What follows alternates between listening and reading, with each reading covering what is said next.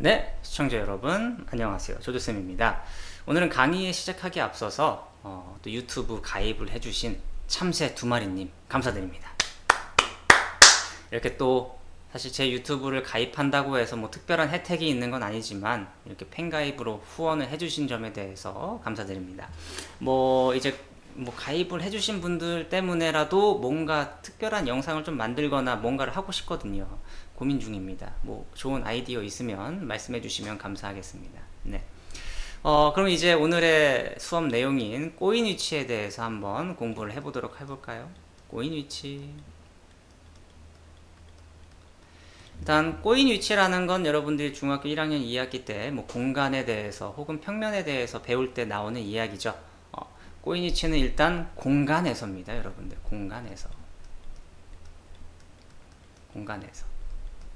공간에서 무언가 어떤 상태를 이야기하는 거예요. 상태. 무슨 상태냐면요, 직선 뭐 두 개로 이야기합시다. 직선 두 개가 있는데 그 직선 두 개가 만나지도 않고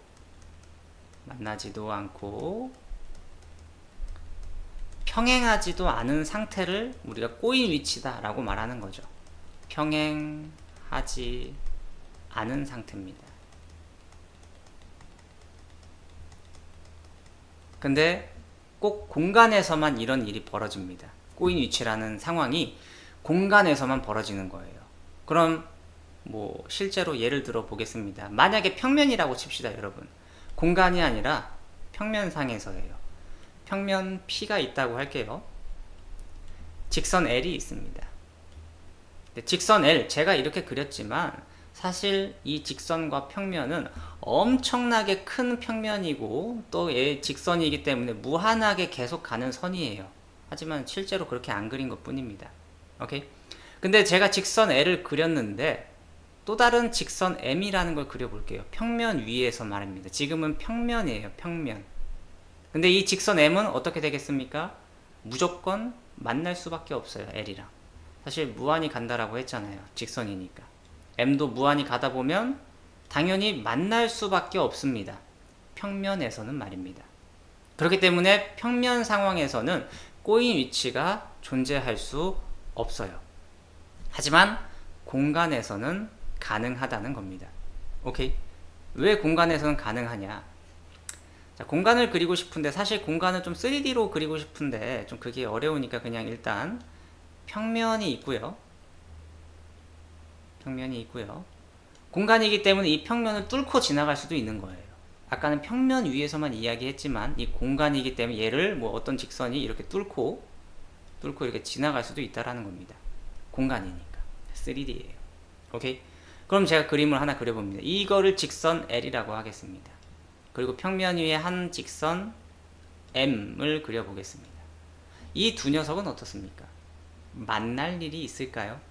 만날 일이 없어요.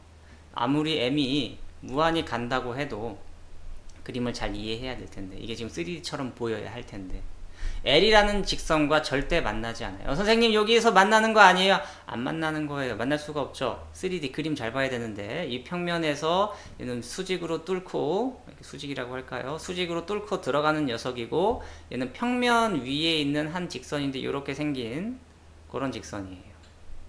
뭐 만나는 것처럼 보이지만 사실 만난 거 아니에요. 이건 내가 그림을 못 그린 거야. 만난 거라면. 여러분들이 상상 잘해야 돼요. 3D로 봐야 됩니다. 알겠죠?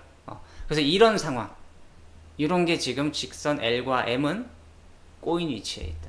이런 뜻인 겁니다. 알겠습니까? 근데 보통은 물론 문제집에 보면 기본적인 개념을 이렇게 좀 표현을 하지만 또 저는 또 보통 이제 이렇게 설명을 많이 합니다. 공간이기 때문에 이런 입체 도형을 통해서 이야기해요. 보통은 정육면체로 좀 이야기를 많이 합니다. 학생들한테. 자, 직선 L, 요걸 직선 L이라고 할게요. 요걸 직선 L. 그러면 요 밑에 있는 친구, 요 녀석을 직선 M이라고 해볼까요? 직선 M. 물론 제가 선분처럼 그렸지만 사실 무한하게 계속 가는 거예요, 여러분들. 알겠죠? 무한하게 계속 가는 겁니다. 무한히. 자, 그럼 이 두 녀석도 어떻습니까? L과 M이 평행한가요? 공간에서? 평행하지 않죠. 그죠? 혹은 뭐 만납니까? 얘는 L은 L 나름대로 쭉 갈 거고 M도 M 나름대로 쭉 갈 텐데 만나겠습니까? 안 만나죠. 이런 상황이 뭐다? 꼬인 위치라는 거예요. 알겠죠? 그럼 제가 일부러 그럼 다른 것도 하나 그려볼게요. 이렇게도 그려보겠습니다. 이건 N이에요. L과 N은 서로 어때요? 꼬인 위치가 맞습니까?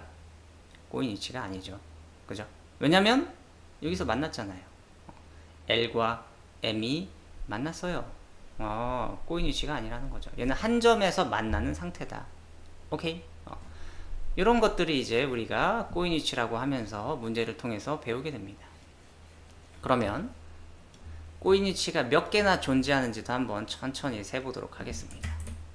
이렇게 정육면체가 있어요.